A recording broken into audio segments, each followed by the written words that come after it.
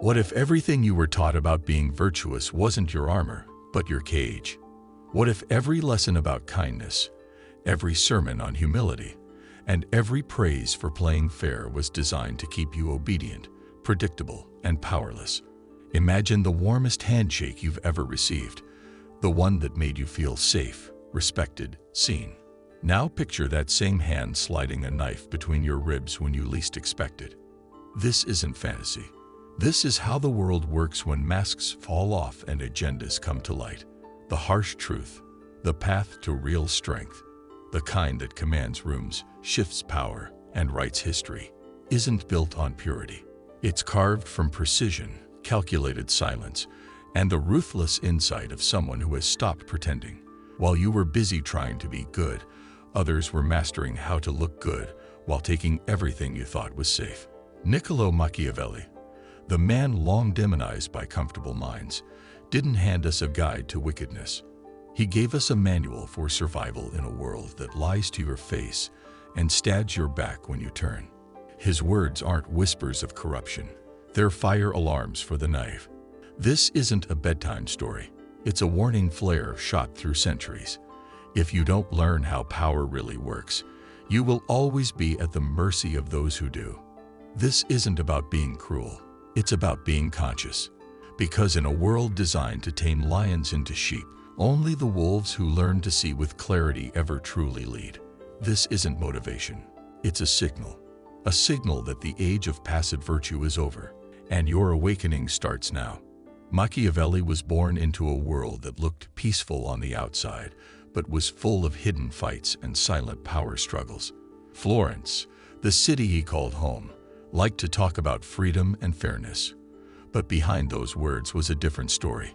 The people were told they had a say in government, that their votes mattered. But in truth, everything was being controlled from the shadows. Families like the Medici didn't just take part in politics. They owned it. They pulled the strings while others played their parts, unaware or too afraid to speak up. The elections were just for show. It was all planned out behind closed doors. Deals were made with fake smiles, and every handshake came with a hidden cost. Trust wasn't real. It was just another tool used to trick people. If someone was honest, they were used. If someone was kind, they were crushed. Machiavelli saw this early on. He watched good men lose everything because they believed the rules were real.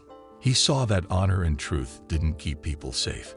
They made them weak in a place where only the clever and the bold survived. He realized that praise meant nothing without power to protect it. So he chose another way, not because he wanted to be cruel, but because he refused to let others decide his fate. He didn't want to play a rigged game. He wanted to understand how the game worked, and more importantly, how to win it without being fooled by nice words and fake promises.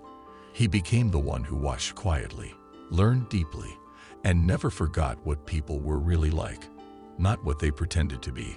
By the time he was in his late 20s, Machiavelli had already made a name for himself in the world of politics. He didn't come from a rich family, and no powerful group lifted him into position. He didn't rise because of his last name, or because someone handed him a seat at the table. He rose because he could see what others couldn't. While most people were focused on appearances and polite speeches, he was paying attention to what really moved people: fear, control, and timing. He noticed how rulers used kind words to cover sharp actions. They punished enemies and called it justice. They made selfish moves and called it duty. He saw leaders destroy their own power, not because they were bad people, but because they didn't know how to bend when the world changed around them. They stayed stuck in their ways while the ground shifted under their feet. That's when he learned something important. Being good isn't enough. If you don't know how to change, how to adjust, how to respond when the game changes, you will lose. It's not goodness that protects you, it's flexibility. It's knowing how to stay strong without breaking. That's the truth he poured into his most famous book, The Prince. People like to say the book is dark or cruel, but they miss the point. It's not about being evil. It's about seeing clearly. It's not a guide to hurting people. It's a guide to understanding power. It's a map, not a myth. It strips away all the nice lies people tell about how the world works. It shows you how things really happen when the lights are off and the speeches are over. No fairy tales, no wishful thinking, just real strategy for a real world. And once you read it, you can't unsee it. Machiavelli's bold idea was that morality isn't set in stone, but rather a tool people use to achieve their goals. He believed that being feared is more effective than being loved, as love can fade quickly, but fear can last. A leader should use pressure wisely, like a skilled surgeon, and not be reckless or impulsive. He observed that societal moral rules often don't protect us, but instead keep us quiet and tame, while others use charm and strategy to get ahead. This is why Machiavelli remains so relevant even today. Not because he promotes villainy, but because he revealed the underlying dynamics of power and how it's often quietly consolidated by those who understand how to wield it. Those who only follow surface-level morality are often taken advantage of by those who operate behind it. It's not that values don't matter, it's that values without strategy are fragile and crumble under pressure. Machiavelli urges us to embody both strength and intelligence, not as separate traits, but as dual necessities. He uses the allegory of the lion and the fox to illustrate this point. The lion represents brute force, respected and feared, while the fox represents cunning and elusiveness. If you're only a lion, you're predictable and easily manipulated. If you're only a fox, you're clever but powerless when faced with force. However, when you combine both raw power and sharp cunning, you become a force to be reckoned with. This isn't abstract theory. Machiavelli studied real men like Cesare Borgia, who understood how to inspire fear and loyalty. These actions weren't random, but rather calculated moves on a chessboard of influence. In Machiavellian philosophy, appearance is crucial, and it's not about being good, but about appearing to be good. People tend to believe what they see, so it's essential to protect your reputation and present yourself in a favorable light. The world isn't fair, and pretending it is won't protect you from those who know otherwise. Machiavelli offers clarity in a world clouded with moral ambiguity. You can still act ethically, but do so with your eyes open. Know when to offer kindness and when to withhold it. When to negotiate and when to dominate. When to disappear and when to strike. He believed in two forces shaping human destiny: virtue and fortuna. Fortuna represents the unpredictable nature of life, while virtue represents capability and strength. You can't control everything, but you can prepare. Build strength before disaster strikes, and train your perception to anticipate deception. Read people not through their intentions, but through their consistent behavior. This is what Machiavelli meant by true wisdom, the kind that sees the punch coming before it lands. So how do we take Machiavelli's thinking and use it today, in a world that no longer runs on thrones and swords, but on boardrooms, algorithms, and unseen influence? Power hasn't vanished. It's just wearing a new mask. The players have changed, but the rules haven't. You're no longer facing knights and kings. You're up against CEOs, influencers, political spin, and silent movers behind the scenes. The battles are quieter now, but just as brutal. To survive, you must become sharper, speak less, always hold something back. Your silence is not weakness, it's protection. Let others do the talking. People reveal more when they feel you're listening, and when they expose their plans, you'll already be 10 steps ahead. Your image, your reputation, is your armor. Don't let it form on its own. Build it with purpose. Let every word you speak, every move you make, reflect the story you want the world to believe. And when action is needed, don't stall. Don't wait for permission. Move. Most people lose not because they lack talent, but because they hesitate. Overthinking can be a silent killer. In today's world, the illusion of safety often hides the trap. Stay close to those around you, not out of fear, but out of awareness. Sometimes, the most familiar face hides the quietest threat. Comfort makes people lazy, and laziness is the enemy of power. Keep evolving. Adjust before you're forced to. If you refuse to change, the world will leave you behind. But if you bend, if you stay alert, stay flexible, you'll last longer than anyone who stood still. You don't need to be loved by everyone. You don't need people to cheer for you. What you need, what truly lasts, is respect. Because love is soft, and over time it fades. It changes with moods, with distance, with misunderstanding. But respect holds its ground. It survives doubt. It survives time. It even survives silence.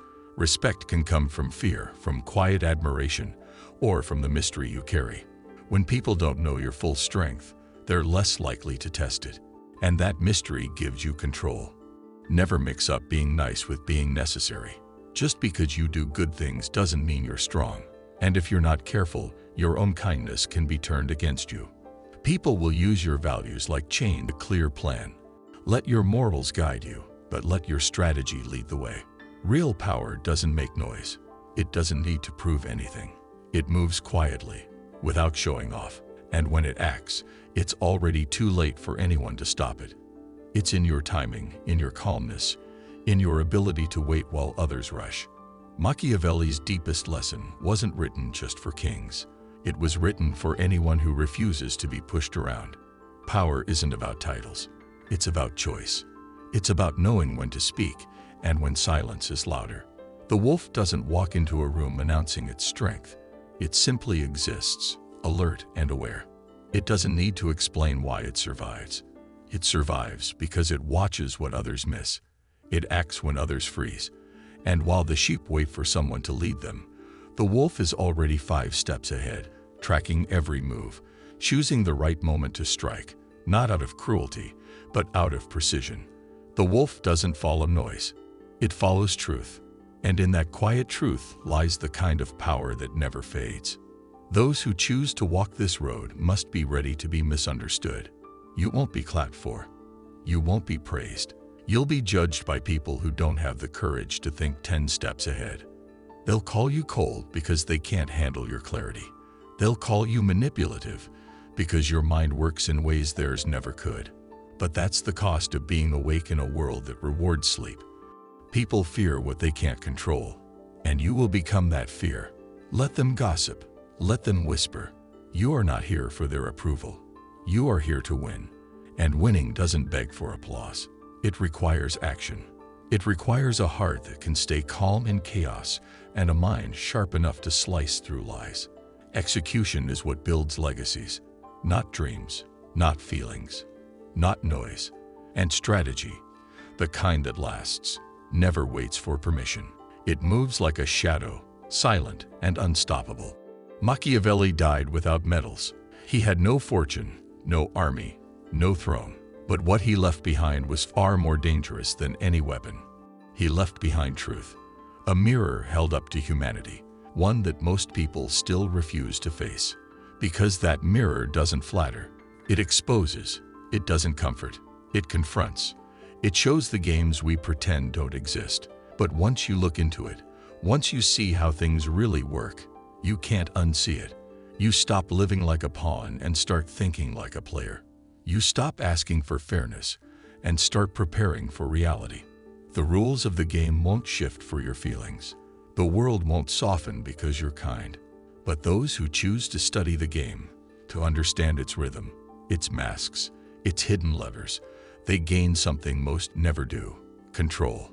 And in a world where most people live on autopilot, control is power. Learn the rules, and you won't just survive. You'll lead. You won't be shaped by the world. You'll shape it. You weren't born to fit in. You weren't made to live quietly, blending into the noise of the crowd. You're not here to be ordinary. You are the exception, the outlier, the one who sees the world with eyes that don't blink at illusions. You feel things others ignore. You notice cracks in the system where most see walls. You ask questions that make people uncomfortable, not because you're reckless, but because you're awake. You're not afraid to think deeply. You're not afraid to want more. And you should never feel guilty for that. Ambition is not a flaw. It's a sign that your spirit was never built to kneel. Stop shrinking yourself just to fit into places that were never meant to hold you. Stop watering down your thoughts to comfort people who fear clarity. If your mind is sharp, let it cut through the fog. If your voice shakes the room, let it echo. Don't wear masks to be accepted. Don't dull your instincts to make others feel safe. You weren't born to entertain the herd. You were born to lead it, or walk away from it altogether. And when you speak, let it count. Speak not to be liked, but to be heard. Speak not to please, but to awaken. Say what needs to be said, even if your voice is the only one saying it. You are not here to be everyone's favorite. You are here to be remembered. Not for playing nice, but for moving different. For standing when it would have been easier to stay seated. For choosing strategy over surrender. For choosing courage over comfort. This world is built to tame wild minds like yours. Walk like your steps leave marks behind, because they do. And let your silence be louder than the noise of 1,000 empty voices. If something in you stirred while listening to these words, understand this: it wasn't random. It was a signal. A signal that your time hiding in the background is over. That your questions matter. That your hunger for truth, for strength, for clarity, isn't something to suppress. It's something to follow. Because what the world needs right now is not more followers, not more surface smiles. It needs wolves who read, who think, who plan. Wolves who can spot lies in suits and see the strings behind the puppets. Machiavelli didn't write for the cruel. He didn't write for the heartless. He wrote for the quiet thinkers, those who feel too much and yet see too clearly. Those who are done being used, done being lied to, done playing small. He wrote for people like you, people who are finally ready to stop living on defense and start playing offense. People who are ready to stop reacting and start deciding. Because fate isn't some distant force. Fate is shaped by those who dare to shape it. So remember this: you are not weak for being aware. You are not wrong for wanting control over your life. And you are not here to ask for permission. You are here to build something greater than acceptance. You're here to leave impact, to leave echoes, to leave a blueprint for those who come next. This isn't about being feared or loved. It's about being undeniable. The world doesn't reward those who wait to be chosen. It remembers those who chose themselves. You're not waiting anymore. You're not doubting anymore. You're not apologizing anymore. Now, move accordingly. The game has already begun.